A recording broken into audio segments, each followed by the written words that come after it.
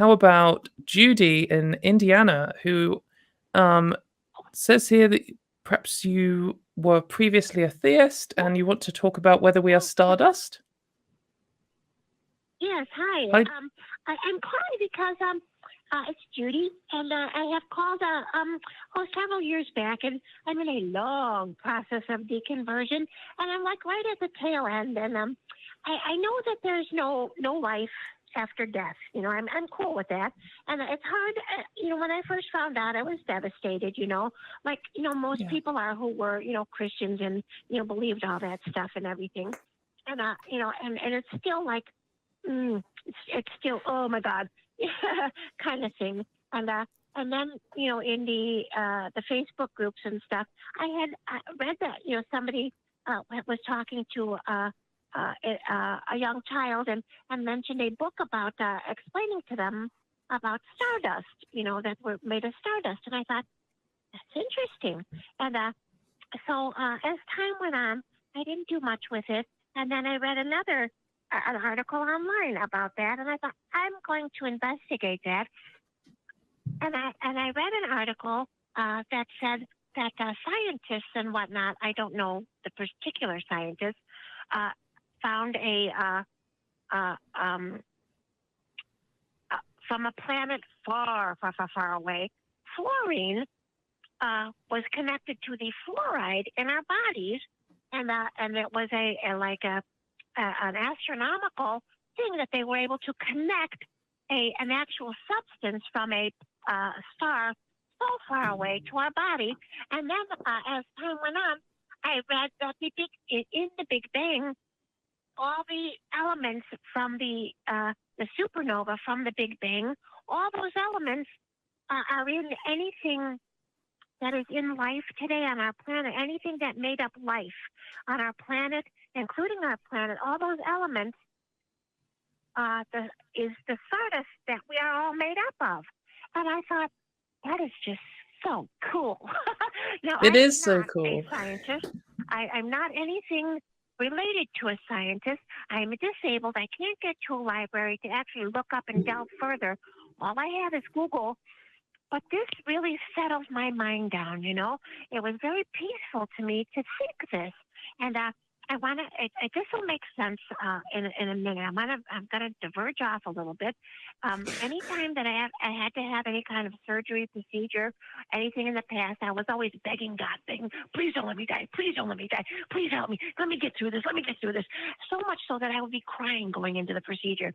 Now, in May, I had to have another procedure. In the days leading up to it, I was like, what am I going to do? Am I going to puppy out? How am I going to be? And I knew about the Stardust thing going into this.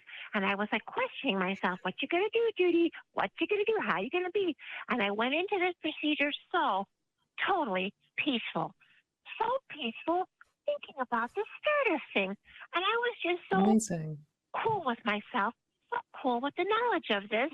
And I was like, I wonder, when I came out of it, I was like, I wonder if this is really true.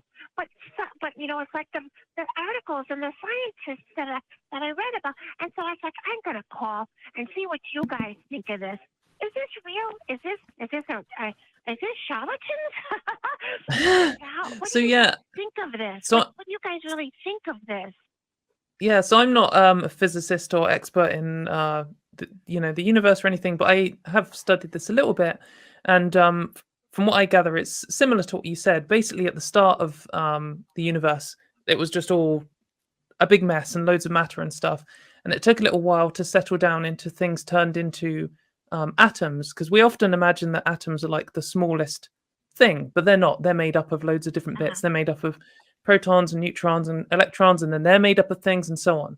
And it takes a little while for this stuff to settle down and form into things. But at the start, we basically just had hydrogen and helium, because they're the simplest two elements. And they're the ones that have just one proton, and then the one has two protons. And anything bigger than that actually was created in stars.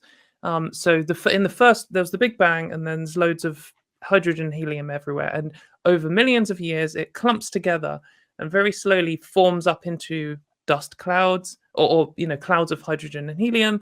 And then as more and more of that Okay. comes together, it gets closer and closer together because of gravity. And then it builds into a star. And when you get enough of it clumped together, it gets so close together and so dense that it gets really hot. And in the heat of this that's what a star is. It's burning hydrogen and helium from all of the heat inside. But because of the pressure and stuff in these stars, when you get really big stars, it can form other elements by combining them together, and that's called nuclear fission. Nuclear fusion. Okay. I always mix up the two of them. But basically, it creates heavier elements. So all of the other elements on the periodic table are created inside stars.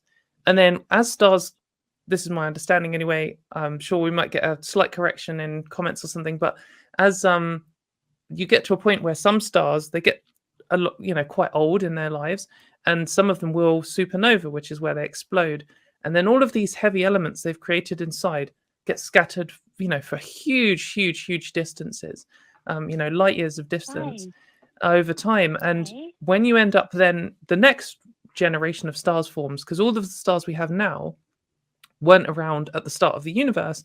They some stars formed, they explode, and then their remains turn into a new star, and then they form up, and then maybe they supernova. I don't know what generation of star we're on, but as that happens, you end up with all of these other heavier elements also being around, and they clump together and they form like planets, and that's where we have like rocks and metals and stuff from. So in that sense, whenever we have an element that is heavier than hydrogen or helium, it's come from some, either some process inside a star or from a supernova or something like that. And in that case, we might be able to say, oh, well, there's fluorine here on Earth, and we can see fluorine over there, and we can see it over there, and we can see it over there from its different chemical signals. And we're like, oh, well, we know a supernova happened here, and that's in that way they're connected. So I could see that we could say that there might be elements from all around the universe, or all around the galaxy at least, which are all connected to us in the way that they were once created inside the same like furnace, which is really cool.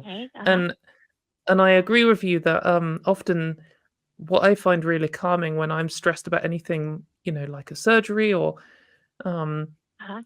bad things going on in politics or something, I just think like, compared to the universe, all of my stresses and worries are just kind of immaterial. Like, so what? Like, the universe doesn't care. I don't know what you think along those lines, Kenneth. Do you know anything more about this process? Well, I think you're summing up the process, probably better than I could have. And the thing that stood out to me with Judy was a brilliant question that you asked, Judy, and I was so happy to hear you ask it when you were saying, how can I know if this stuff is true? I think you asked, are these people charlatans? How do we know?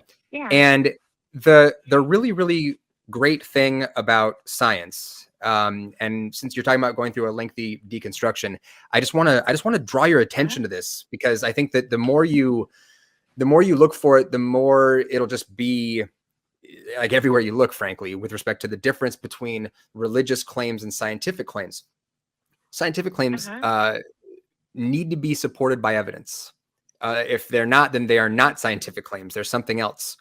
When I was coming out of being a Christian, which I was for more than 20 years, and I was a young earth creationist, when I started to learn more about science and see how the methodologies for arriving at our conclusions were so different in the religious world versus the scientific world, it blew my mind to see the difference in how truth is valued in the scientific community versus the religious community. As you keep going down this path and keep learning and reading and stuff, I would direct you to check out, science educators, people like Carl Sagan, Neil deGrasse Tyson comes to mind for stuff about cosmology. Forrest Valkai, friend of Talk Heathen, does an excellent job on his YouTube channel of showcasing, how to think about science, how to engage with science, because the question you're asking of how do I know is the question. So I would encourage you to keep poking and prodding and testing your conclusions, because that's what people who care about truth do. Yeah. And Okay. All right. often you can learn even more in the process because you can say, Yep. well, how the hell do they know that like the fluorine on Yeah. Earth come from this supernova? And then Yeah. you'll be like, oh, okay, well, let's look that up. And then someone will explain and they'll say, oh, you know, the elements were created inside a star and then there's a supernova. And you're like, well, how do they know there's a supernova? And then you can look up and Yeah. see how the process they used to do that. And I mean, Yeah. this is how I've got super interested in some topics is, I mean, Wikipedia is actually a good starting point. If you've got the internet, you were saying, Okay. then it's cool because you can go to Yes. like if you look up supernova perhaps on Wikipedia, and then you read through and you'll get like halfway through the first paragraph, and it'll be like a supernova is this, and you'll be like, oh, what does that word mean? And then you start reading the next article, and then you're like, well, Okay. what does that word Yeah. mean? Okay. Yeah. You get And sucked in. you can get sucked in, and the important thing here is that like Kenneth says, you know, a religion could write a big story and they could explain all of this stuff. But the difference here is that we have a process to learn about the world. And if we have a claim where we say, oh, fluorine comes from supernovas or whatever, we should be able to test that. We should be able to make predictions. We should be able to say, because earlier we were saying, oh, the fluorine on Earth, you know, comes from this supernova and we saying it should be on this planet. What that means is another planet in this like blast radius, we should be able to say, well, we think potentially all of the planets in this range should have some signature of fluorine on them. And then we find a new planet, and then we should be able to test that. And we should be able to go, well, according to our model, according to our understanding of the universe, according to science, there should be fluorine on this planet.